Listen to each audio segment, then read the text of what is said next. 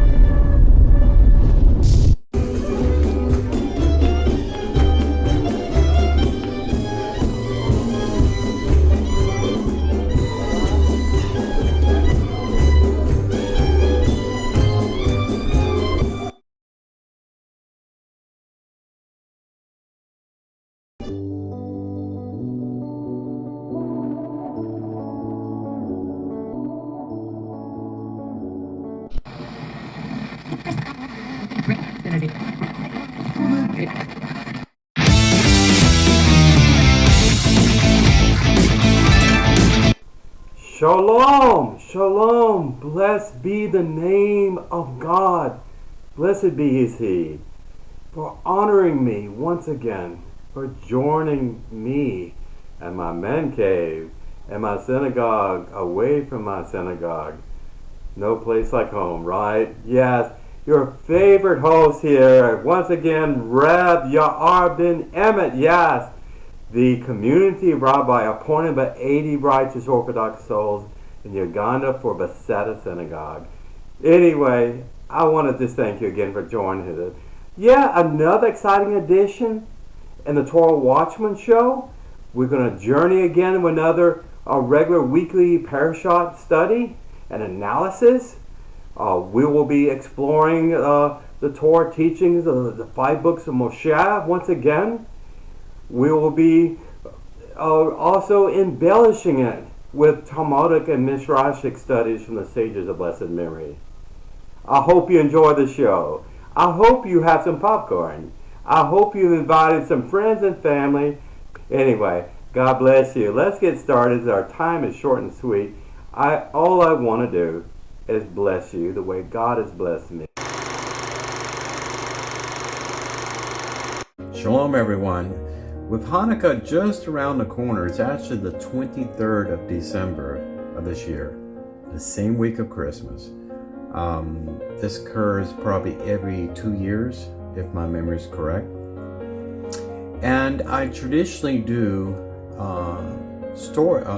documentaries or informational videos about Hanukkah. I don't want to get into detail about the religious aspects of Hanukkah, but just note that it is a minor Jewish holiday that is of great historical significance for the Jewish people.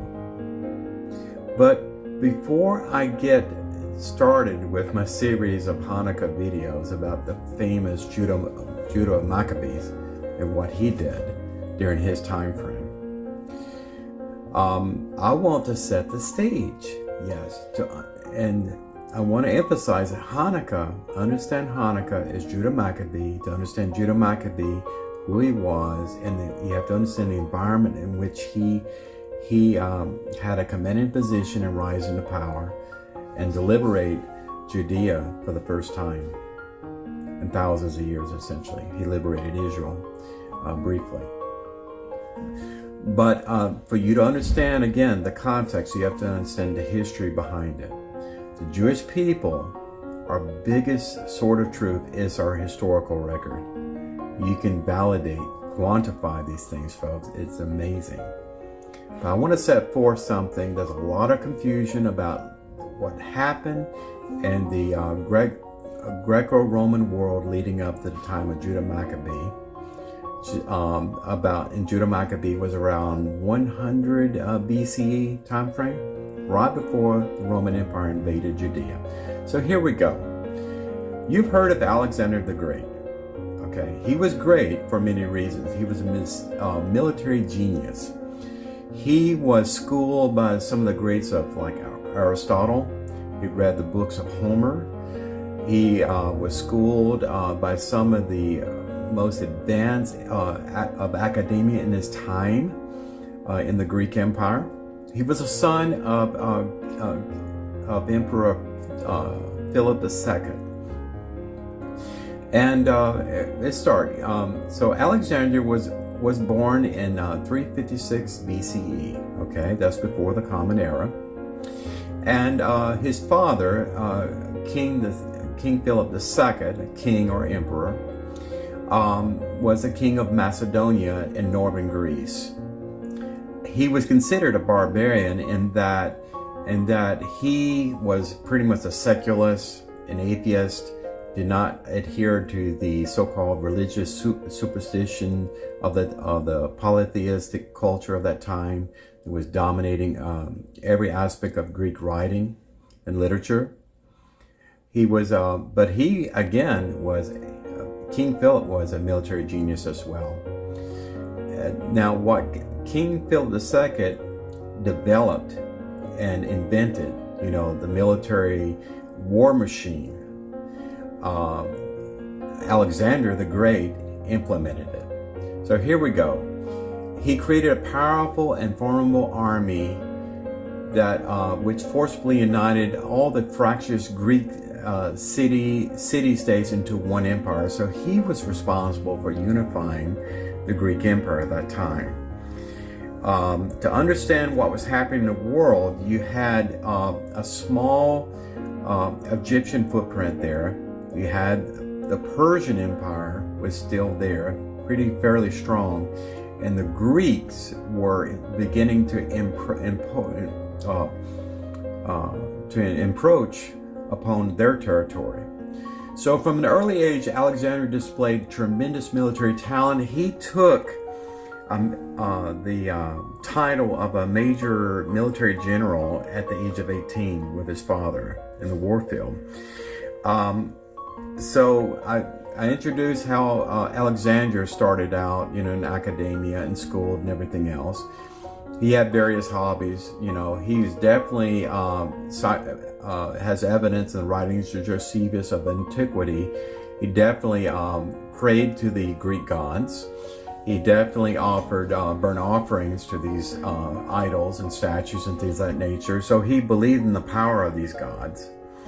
Other than his father, that just believed in the power of the sword and the spear. What was interesting, I want to point out, in the Greek military strategy is that they had these pikes, this long spear-like objects. They were 15 to 18 feet long, and they did not have to have a lot of heavy armor that you see like the great crusaders had or whatever. So they used these pikes when they marched forward. You can imagine 45,000 Greek soldiers marching forward with these big long pikes, and no one could get past them. It became a killing machine. So, so the Persian Empire was there. It was ready for the taking. So Alexander and his father, King Philip II, went into Persia and went through Asia Minor, which was known as Hellespont. You had to go through Asia Minor, which is Turkey, to be able to enter Persia with 45,000 men, and invaded Persian Empire, essentially leaving them to waste. At its largest, Alexander's empire stretched from Egypt to India, which was a massive expanse. The Greek Empire was essentially the world at that time, of the civilized world. Everyone else around them were subordinate states, tribute states to the Greek Empire, or just barbarians. Barbarians with no civilized culture or any kind of unified government. In other words, if you did not adopt the Greek culture and doctrine, and they're schooled in their literature, you were considered a barbarian. If you didn't worship their gods and adhere to their traditions, you were considered a barbarian. So part of the Alexander's strategy when he took over these nations was to install the Greek culture as seeds, as foundational seeds in every place he touched. Now, at this point, King Philip II is dead. It's rumored that even Alexander may have killed his father to rise up into power, you know. Who knows? During the military campaign over Persia, Alexander took a detour to the south. You know where he went? He went to Judea, okay? At this time, again, see the time frame around 336 BCE, sometime close to that. I'm not sure exactly the time, but he went to Judea. Judea, or Israel, southern Israel, was essentially almost autonomous, okay? Because when the Persian Empire was defeated by the Greeks, they withdrew their troops and soldiers. So Judah was essentially there, just waiting for another power to take over. So Alexander came into Judea and came into Jerusalem, and many the Judeans there thought that, feared the worst, that Alexander would crush them and destroy everything and take everyone away as slaves, as was happened to the Jews throughout a lot of their history. So when he approached Judea, he had his interaction with the high priest, the Kohen Gadol, the high priest, was priceless. It's described in Josephus, a famous Jewish historian, that when he encountered the high priest in all his garb, you know, in Leviticus, you understand, if you read that, the ornamental garment that the high priest did have, the high priest that you know, he administered the sacrificial offerings in the temple area during that time. And it was said that Alexander had a vision or dream before he even went into Judea. So he was looking for the high priest. Now, Alexander, like his father, was a narcissist. He didn't bow to anybody. He was proud of his military prowess. He's proud of his soldiers. And really, I mean, he lived and died by the sword and his military conquest. I mean, that was his greatest of all hobbies. But he had this dream of a people that he'd never met before. And several things impressed Alexander, you know, the temple area, the sacrifices that was happening there. He discovered that this was the only group of people outside Greeks' reach at that time that was monotheistic. They only worshiped one God, the true God of Israel, which is Hashem. He also noticed they were very, very literate, and they could read, they could write, they had a language of their own, they had culture, they had traditions, they had all this enshrined there. And Alexander had never met anyone like the Jewish people. So it really impressed them. You know, the first impression is very important. It really impressed Alexander when he saw that. So he actually bowed a knee to the high priest. And when he was questioned later on by one of his generals, Palmerio, he says, I heard you bowed to someone, to a leader or a priest or something in a Jewish area. Is that true? No, I didn't bow to anybody. I bowed to their God, because I believed by bowing to them that their God would give me good favor in the next military battle that I come to.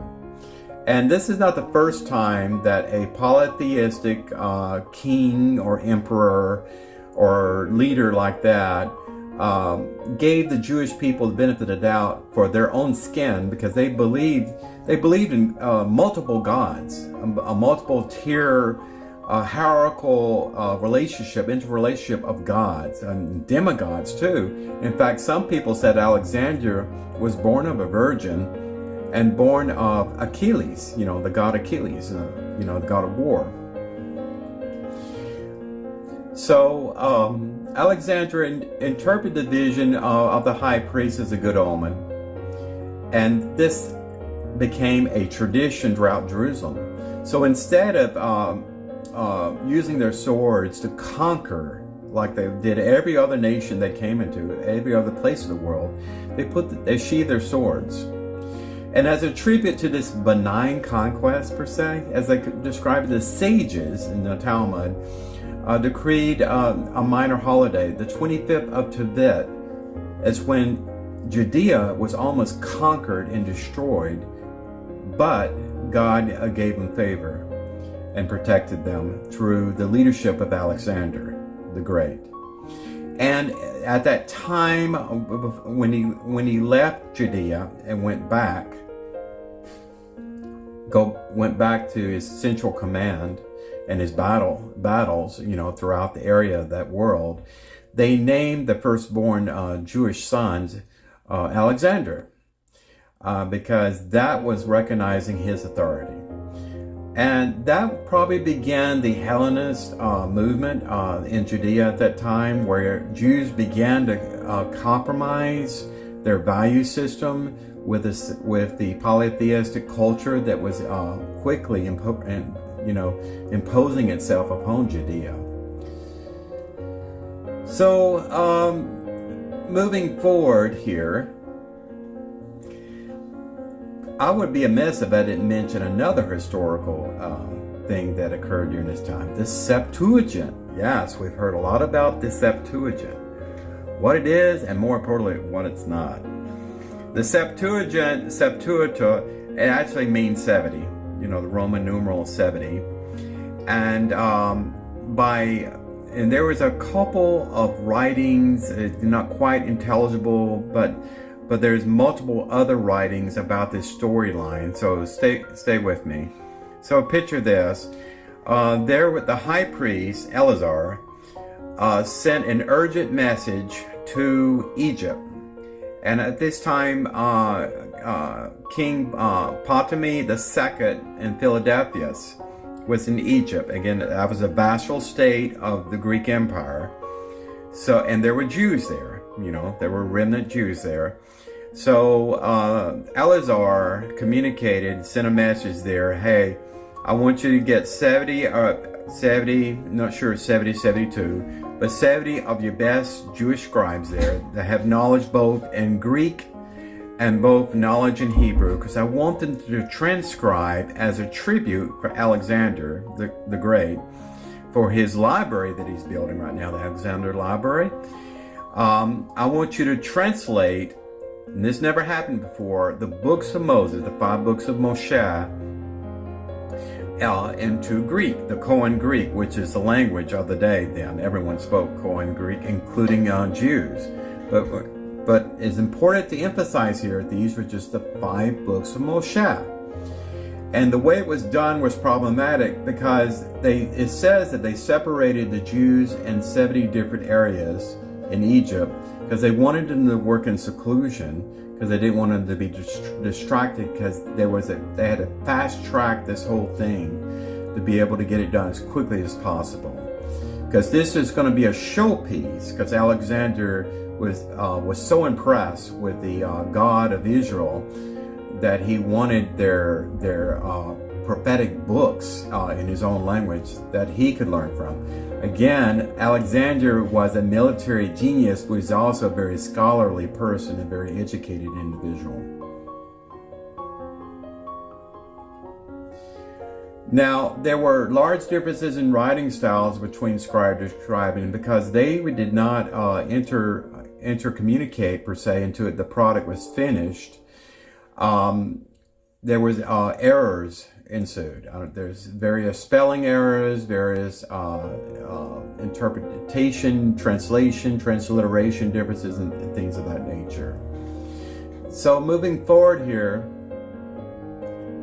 after the 5 books of Moshe, the Septuagint, was compiled in papyrus. It was a large papyrus scroll. Back then there was no codec. There was no other way to compile a book other than put it in a paper scroll per se, and roll it up and store it in the library. there was a fire. There was a fire, and I'm skipping forward in time. By the way, Alexander was assassinated or poisoned or whatever at the age of 32. So he passed away. So in 48 BCE, the Alexandria Library, the greatest of all knowledge resources there during that time frame, burned. And many people say Julius Caesar was responsible for that. You know, the Roman Empire coming in that area. And it was a tragic loss to humanity during that time, and the Septuagint was destroyed there. So we don't have a copy of that original Hebrew to Greek coin document that was compiled by those 70 Jewish scribes. I want to give you a little bit more information, historical information during the same time frame. Origen, he was born around 185. 185, died in 254. This was after the Common Era. It was important to note that, Christians, call the New Testament, they said the New Testament came from the Septuagint. They referred to anything in my Jewish Bible as the Old Testament. They referred to the whole thing as the Septuagint. The Septuagint is only the 5 books of Moshe, okay? And there's been a lot of scholarly opinions on this, and there's a lot of Christian pastors that are debating this to this day. The Greek text, not the original Hebrew, was the main basis for the Old Testament,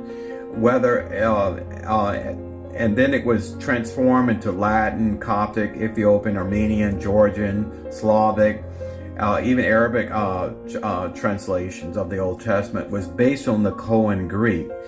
Now, Origen is believed to be he took the other books of the Tanakh, in addition to the 5 books of Moshe, in other words, the major and minor prophets, the sacred writings, Songs of Solomon, book of Ecclesiastes, and things of that nature, and then continued the work that the Jewish rabbis did in Alexander's time.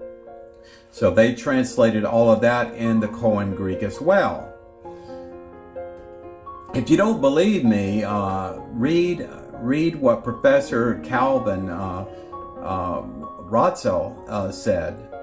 He said again that the original Septuagint only contained the 5 books of Moses,